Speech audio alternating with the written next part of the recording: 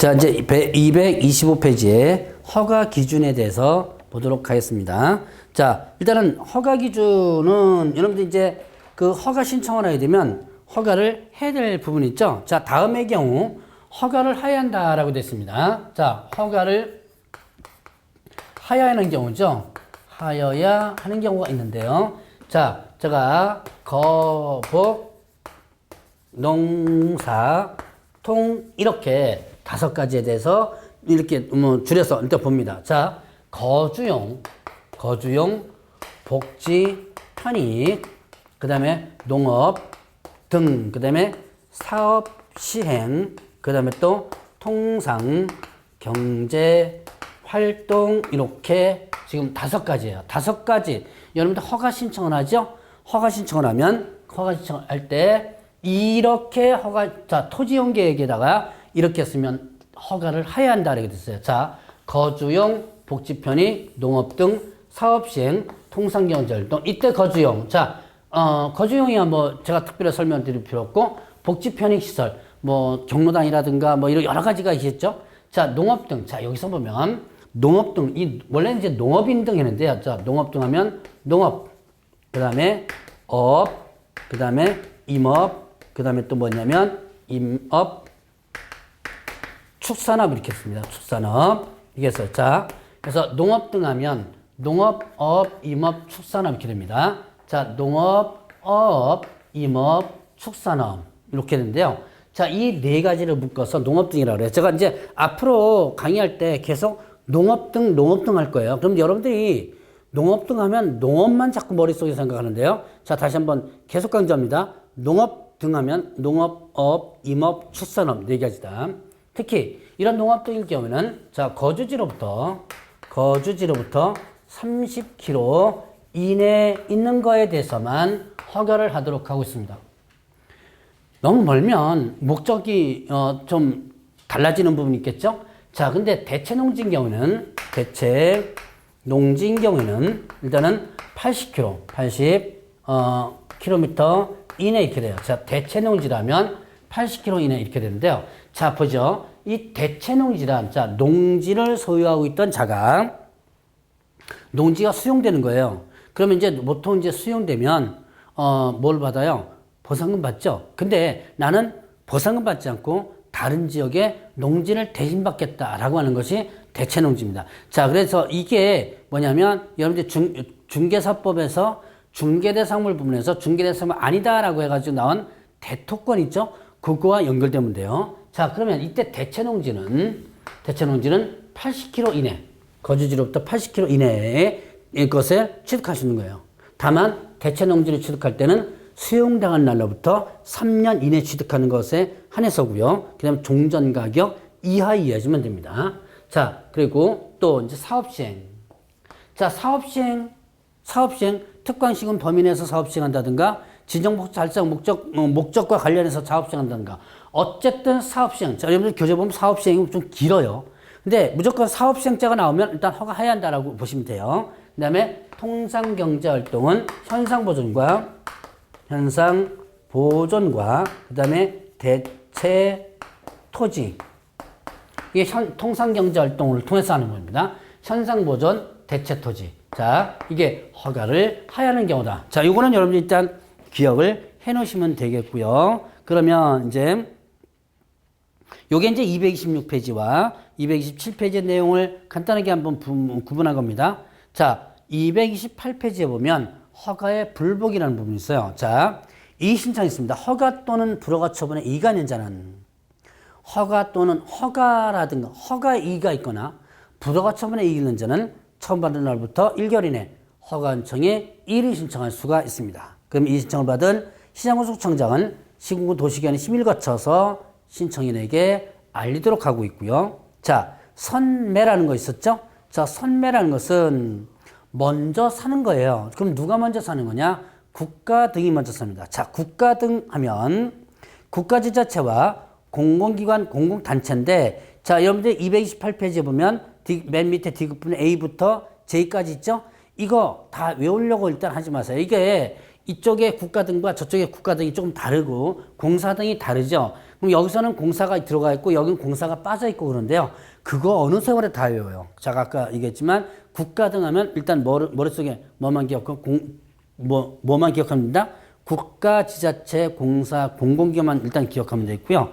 그러면 이렇게 국가 등이 자 그걸 먼저 사는 거죠. 그럼 뭐 때문에 먼저 사느냐? 자, 그 선매대상 토지를 보면 공익사업용 토지, 공익사업용 토지, 그 다음에 토지거래 허가를 받아 취득한 토지를 목적대로 이용하고 있지 않은 토지에 대해서 일단 먼저 살 수 있도록 하는 거예요. 그러면 여러분들 229페이지 보면 선매 절차가 나오죠. 자, 일단 선매비 사실을 통지합니다. 15일 이내. 그러면 이제 그리고 나서 1개월 이내. 자, 이 허가 신청인 날부터 1개월 이내 선매자 지정 통지하죠. 그리고 그 지정 통지를 받은 날로부터 15일 이내 이제 선매비 통지를 합니다. 그리고 또 이제 그 지정 통지를 받은 날부터 1개월 이내 뭐 한다? 선매비 끝내야 되고 협의조서를 관청에 제출을 하도록 하고 있어요. 자, 지금 선매 절차 기역, 니은, 디귿, 리을 문장으로서 여러분들이 일단 보시고 이거 절차로 보죠. 자, 선매 절차를 보게 되면 선매 절차는 일단 허가 신청을 하죠. 허가 신청을 하면 선매 협의 사실을 만다 통지합니다. 이거는 허가 신청일로부터 15일 이내 이렇게 되죠. 선매비 사실 통지하고 그 다음에 또 이제 선매비 통지합니다. 선매자를 지정해서 통지하는 거죠. 자, 그러면 이건 허가 신청일로부터 1월 이내 이렇게 되는 거예요. 이게 이제 여러분들 교재 니은이죠. 그러면 지정 통지를 받다 15일 이내 자, 선매 협의를 어떻게 한다? 통지하죠. 자, 선매비 통지하는데 이건 지정 통지를 받은 날부터 15일 이내 이렇게 되죠. 그럼 15일 이내 선매비 통지하고 나서 그 다음에 또 이제 선매비 종료합니다. 선매 협의를 어떻게 한다? 종료하고 그 다음에 협의조서를 자 협의조서를 만다 제출하는 거예요. 이거는 선매자 지정 통지를 받은 날부터 어떻게 된다? 나는 1월 이내 이렇게 되는 거죠. 자, 이런 식으로 자, 이 그림을 여러분들이 외우려고 하지 말고요. 이거 절차를 눈으로 보고 문장을 여러분들이 기억해 놓으셔야 돼요. 그래야지만 나중에 문제 풀 때 유리합니다. 그럼 선매가 이루어진다면 협의조서를 제출을 일단 하죠. 이때 계약서 사본을 제출하도록 하고 있고요. 자, 이때 선매 가격은 감정평가 가격입니다. 자, 그리고 선매비가 이루어지지 않았다면 이때는 허가 또는 지체 없이 15일이 아닙니다. 지체 없이 허가 또는 불허가 처분을 하도록 하고 있는 거예요. 자, 그러면 불허가 처분에 대한 토지에 대한 매수 청구 있습니다. 자, 일단 매수 청구서를 제출을 하는데 허가 또는 허가 신청해서 허가를 받은 자, 이 매수 청구는 허가를 받은 자는 해당 없어요. 불허가 처분 받은 자에 좀 해당 있습니다. 허가를 받은 자는 매수 청구의 대상이 아닙니다. 허가를 받은 자는 매수 청구 대상이 아니고 뭐만 매수 청구의 대상이 된다?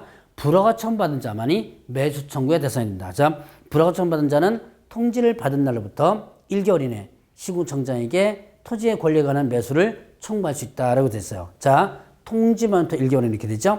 이때 허관청에 매수 청구하고자 할 때 이제 청구서 제출하게 되는데요. 그럼 청구서 제출하면 이때 허가관청에서는 국가 등을 지정해서 뭐 한다? 이제 매수하게 한다. 이때 가격은 국가 등이라면 그 밑에 보니까 대통령전원 기관 있죠? A부터 J까지 있죠? 그러니까 이게 공사가요. 요쪽 선매 쪽에 있는 공사 쪽과 전체 국가 등이 각각 달라요. 그러니까 차이점에 대한 부분을 비교를 일단 제가 하진 않겠습니다. 자, 그래서 이렇게 공공기관, 공공단체라고 하는 부분만 일단 기억해 놓으시고, 자, 일단 접근 가격의 공시가, 자, 일단 여기다가 이제 뭐가 된다? 매수를 하게 한다. 이때 가격은 무슨 가격이냐면 공시지가입니다. 자, 선매는 감정가죠. 매수 청구는 공시지가입니다.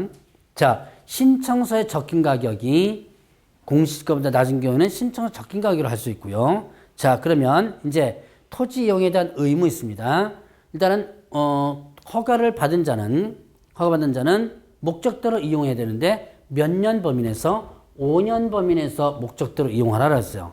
그러면 이제 법에서는 5년 범위 내에서 놓고 시행령에서는 세부적으로 나와 있는데 자 2년 그 다음에 4년 그리고 5년 이렇게 세부적으로 나와 있어요. 자 2년은요 거주용 그 다음에 복지 편익시설 그 다음에 또 농업 등 그 다음에 대체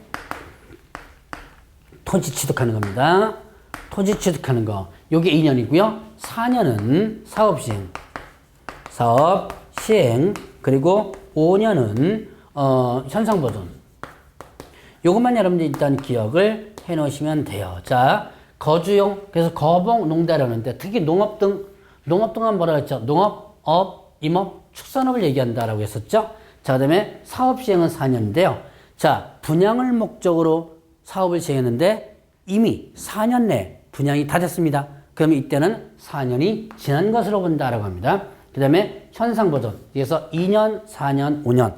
요거 일단 기억을 해 놓으시고요. 자, 그러면 이제 232페이지를 보면 이용조사 나오죠. 자, 그래서 이용실태조사합니다. 허가청은 토지거래 계약을 허가받은 자가 허가받은 목적대 이대로 자 일단 이 기간대로 이용하고 있는지를 실태를 조사해요. 그래서 처음에 이제 허가 신청 들어오면 사진 촬영하라고 그랬죠. 자 그래서 국토교통부 장관이 정하는 바에 따라서 매년 1회 이상 실태를 조사하는데 그 실태를 조사해 보니까 제대로 이행하고 있지 않더라. 제대로 이행하고 있지 않더라라고 한다면 그때는 어떻게 한다?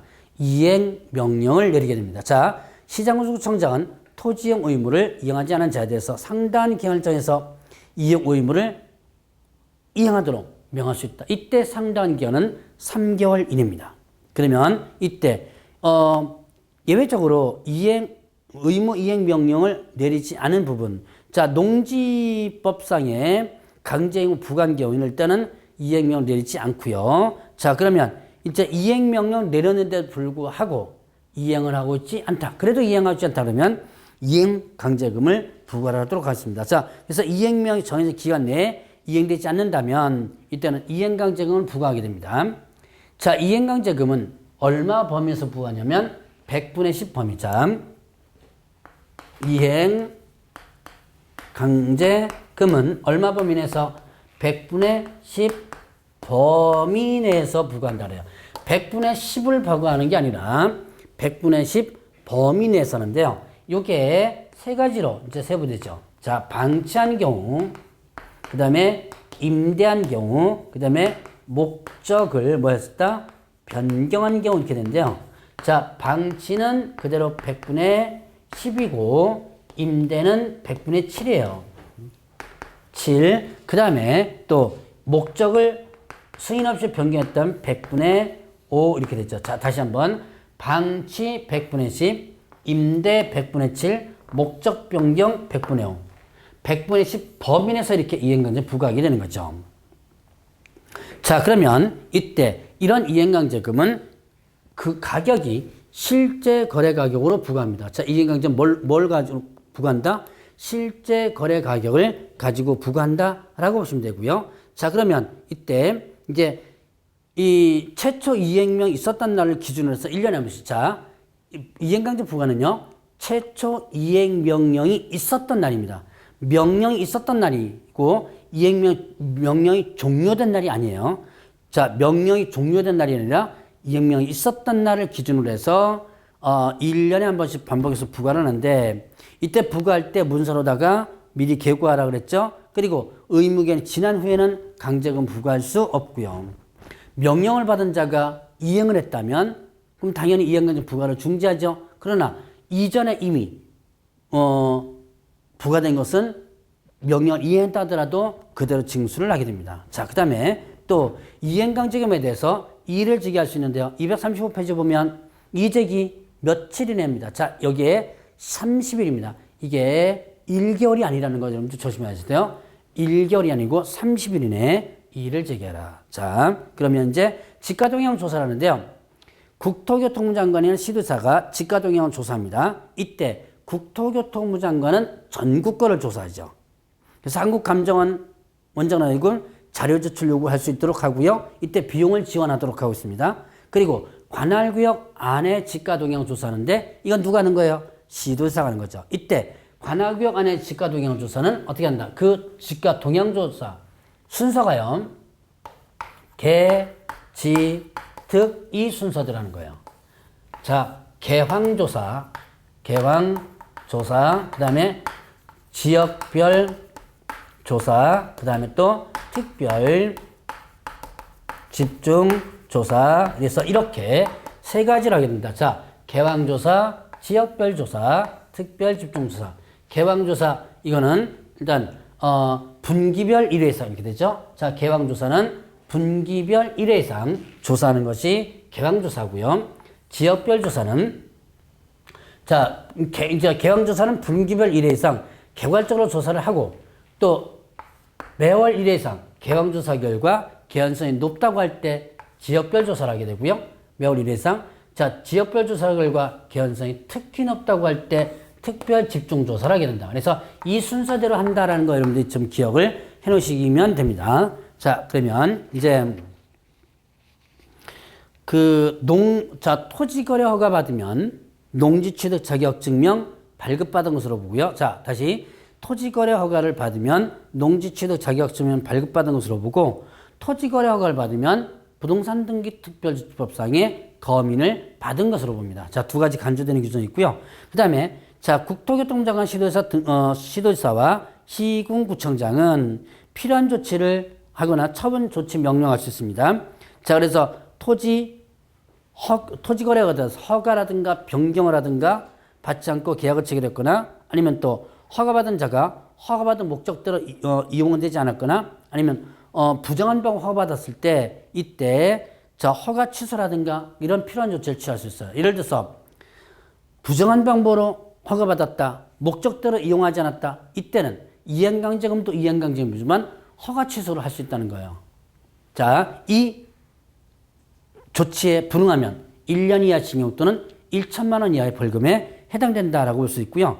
자, 그 다음에 권리 의무를 단체 승계하죠. 그래서 권리 의무라든가 그 다음에 또 절차라든가 처분 명령, 권리 의무, 처분 명령에 대해서 일단 다 승계를 하도록 하고 있습니다. 자, 그러면 239페이지에 보면 부동산 정보관리가 있는데요. 이 정보관리 부분에서는 자료의 종합관리 누가 하는 거를 여러분 잘 보세요. 국토교통부 장관 또는 시장군수구청장이 합니다. 자, 이 자료의 종합관리를 국장 또는 시도지사가 한다 그러면 틀려요. 요것만 여러분들이 기억하면 돼요. 나머지는 기억 안 해도 돼요. 자, 국장 또는 누가 한다? 시장군수구청장이 한다. 라는 것만 일단 알아두시고요. 자, 그러면 정보체계 구축 운영을 하게 되는데 이런 구축 운영에 대해서 구축 운영은 이제 국토교통부 장관이 하는데 한국감정원에 위탁을 하게 됩니다.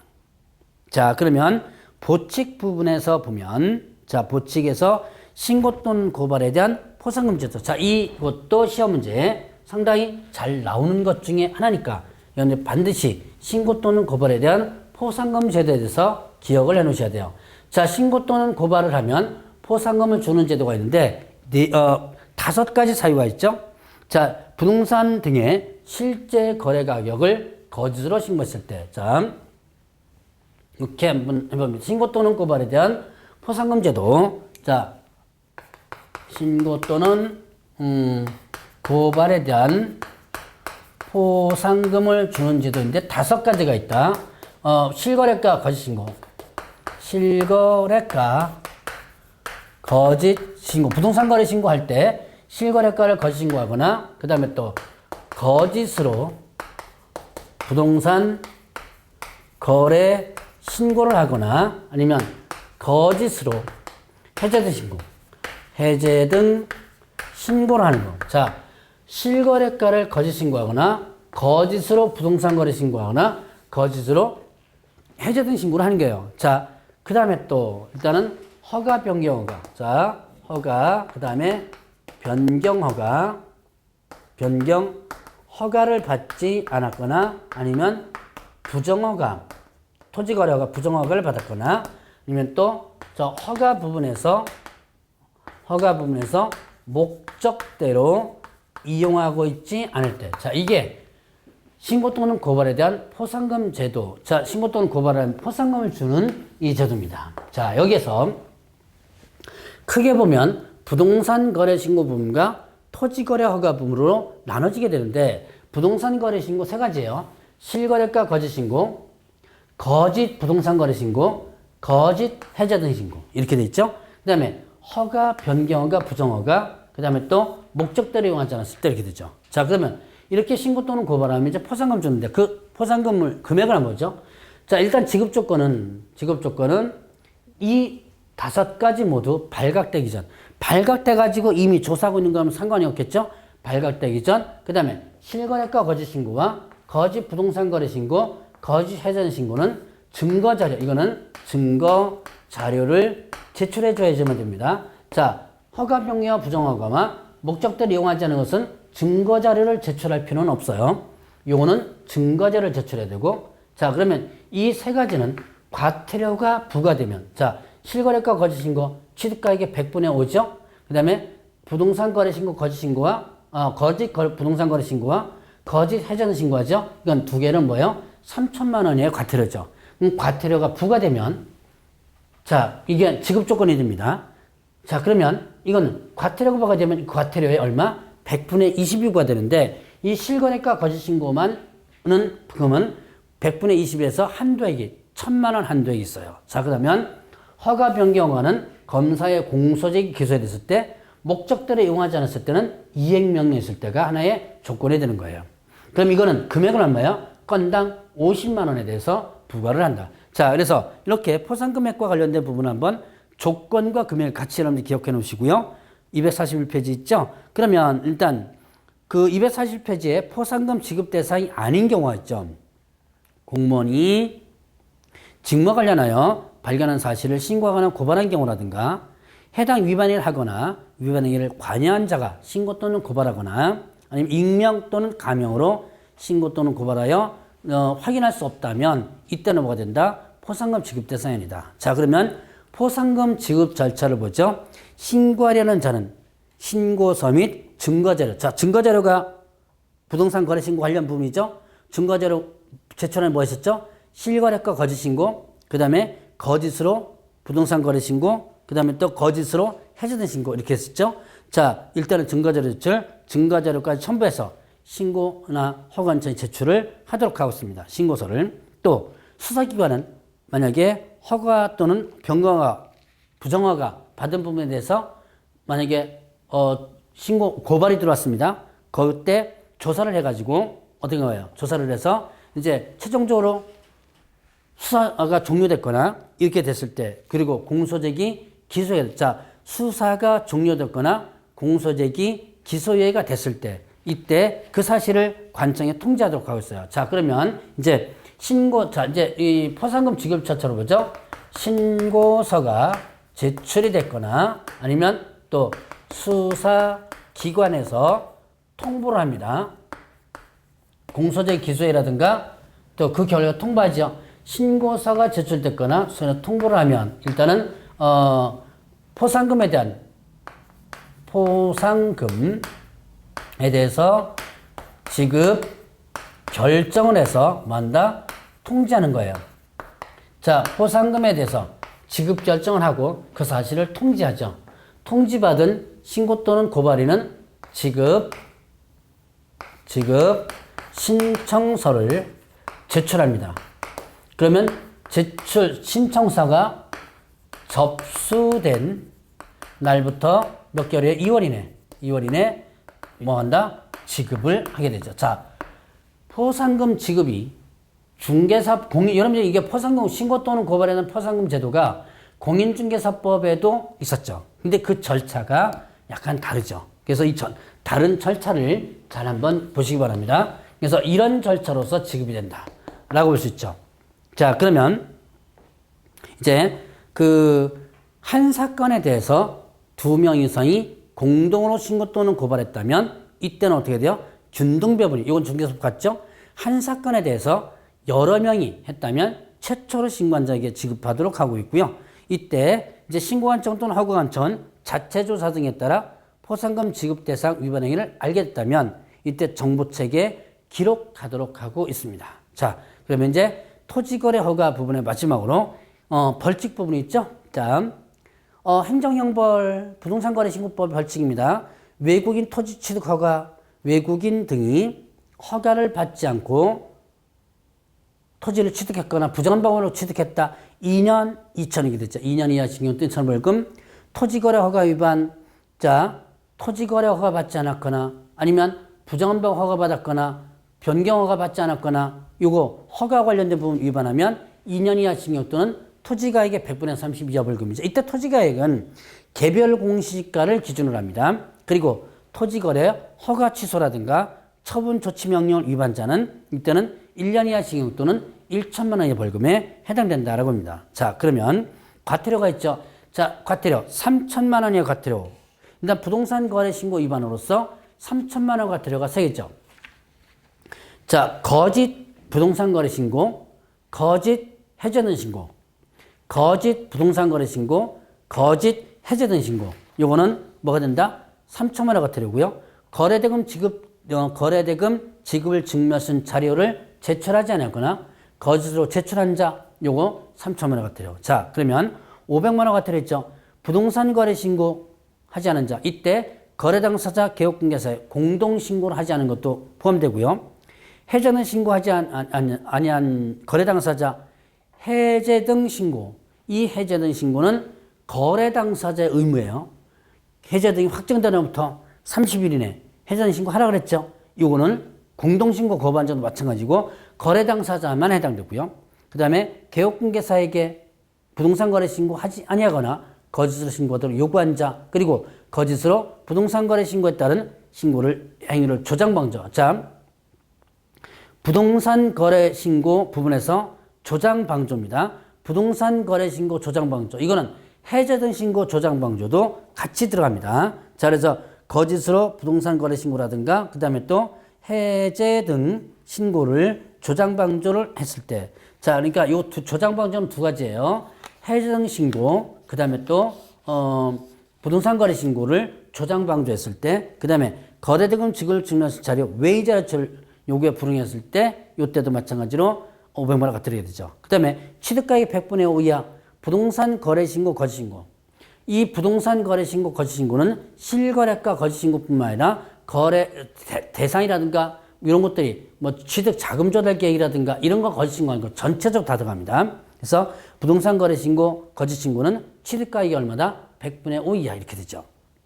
그러면 이제 외국인 취득 부분에서 보면 계약으로 인한 취득 신고는 300만 원 과태료 위반 시 계약 외의 원인과 그다음에 또 계속보의 신고 요거는 100만 원 이하 과태료가 되죠. 자, 그러면 이제 부가징수권자는 누가 한다? 신고관청이 하고요. 자, 개업공개사의 과태료를 부과한 신고관청은 부과일로부터 10일 이내 등록관청에게 통보를 하도록 하고 있습니다. 그리고 자, 이 과태료에 대해서 지금 부과 기준이 있어요. 제가 과태료 부과 기준에 대해서 강의를 안 할 겁니다. 이것도 혹시나 나오면 찍어서 여러분들 교재 247페이지 보세요.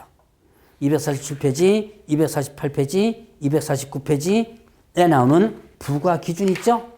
250페이지까지 나오네요. 제가 강의는 안 하지만 이런 게 있다고 표시하기 위해서 일단 자료는 넣어놨습니다. 자, 지금 247, 8, 9, 10 이거 기준이 있는데요. 그 얼마부터 해가지고 다 해당 사항이 있습니다. 이거 여러분들이 외우시려면 외우셔야 저는 강의 안 할 테니까. 근데 이거 외우려면 그냥 부동산 학교는 하나 더 외우시기 바랍니다. 혹시나 나오면 어떻게 하라? 찍으시라. 제가 지금 혹시나 나오면 찍으시라는 거 한 3가지 정도 얘기했을걸요? 그 중에서 하나 나오더라도 여러분이 자, 중개사법은 몇 점만 나오면 돼요?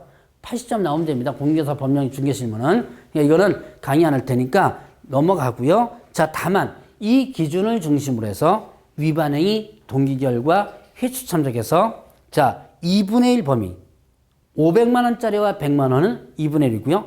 3천만 원과 취득가액 100분의 1은 5분의 1입니다. 자, 3천만 원, 취득가액 100분의 5는 5분의 1.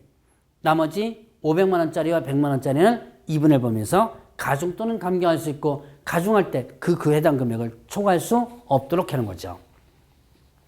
그러면 이제 자진신고, 여러분들이 자진신고란 자수하는 거예요. 자수를 하면, 내가 잘못했는데 자진신고합니다. 자수하면 과태료를 감경 면제받을 수 있는 거예요. 자, 그러면 이 자진신고할 때 이때 조사가 시작된 시점이 있는데요. 조사가 시작된 시점은 자료 제출 요구하는 서면을 발송할 때고, 자, 그럼 자진신고한 자에 대해서 면제되는지 감경되는지에 대한 내용과 사유를 통보하도록 하고 있고요. 조사기관은, 이때 조사기관은 국토교통부 장관 또는 신고관청입니다. 담당 부문의 자진신고자에 대한 신원이나 제보 내용 이런 것들은 비밀을 누설하면 안 돼요. 그 자진신고에 대한 처리 목적으로만 사용하도록 하고, 예를 들어서 자진신고했는데 이걸 세무서에다 통보하거나 그러면 안 된다는 얘기입니다. 자, 그럼 자진신고 대상을 보면 과태료만 대상이에요. 자, 그런데 여러분들이 알아둘 것은 자진신고 대상이 아닌 것. 자, 자진신고 대상이 아닌 것만 일단 기억하세요. 자, 자진신고는 과태료에 대해서만 자진신고인데 그 과태료가 모두 다 자진신고가 되느냐? 그건 아니에요. 자진신고 대상이 아닌 것. 네 가지입니다. 자, 거래대금 지급 증명서 제출 요구에 불응한 경우, 제출하지 않은 경우, 거래대금 지급 증명서 외의 자료 제출 요구에 불응한 경우. 자, 이거는 두 가지 보죠. 거래대금 지급 증명서 제출에 불응했거나 거래대금 지급 증명서 외의 자료 제출에 불응했거나 이렇게 된다면 이건 어떻게 돼요? 이미 관청에서 알고 있는 거죠. 며칠 이내 자료 제출하라고 알고 있는 거예요. 그런데 그 뒤에 부랴부랴 자진신고한다는 건 말이 안 되죠. 자, 그 다음에 또 거짓 부동산 거래 신고, 부동산 거래 신고, 그 다음에 거짓 해제 등 신고. 이거는 자, 시세 조작이라든가 할 목적으로 거짓 부동산 거래 신고, 거짓 해당 신고하는 거야. 이거를 자진신고하면, 야, 나 잠깐 시세 조작 다 해놓고 나서, 시세 조작을 다 해놓고 나서 나 자진신고하겠다고 하면 안 되겠죠? 그래서 요 거짓 부동산 거래 신고, 거짓 해제 등 신고도 뭐 대상이 아니다? 자진신고 대상이다. 자, 이거 네 가지만 기억하면, 나머지 기억하지 말고 자진신고 대상을 기억하지 말고 자진신고가 아닌 것을 여러분들이 기억을 해 놓으시라. 자, 그러면 이제 과태료 면제되는 부분인데요. 조사기관의 조사 시작 전, 조사가 시작되기 전입니다. 자진신고한 경우는 면제가 되고요. 이때 성실 협조하는 것까지 다 들어가죠. 그리고 조사가 시작된 후에 성실 협조하고 한다면 이때는 증거자료 제출까지 다 들어가야 돼요. 증거를 충분히 확보하지 못한 상태에서 협조를 한다면 이때는 100분의 50 감경이 이렇게 됐습니다. 자, 다시 조사 시작 전 하면 100분의 조사 시작 전 하면 뭐고요? 면제되고 조사 시작 후 하면 뭐가 된다? 100분의 50 감경이 이렇게 됩니다.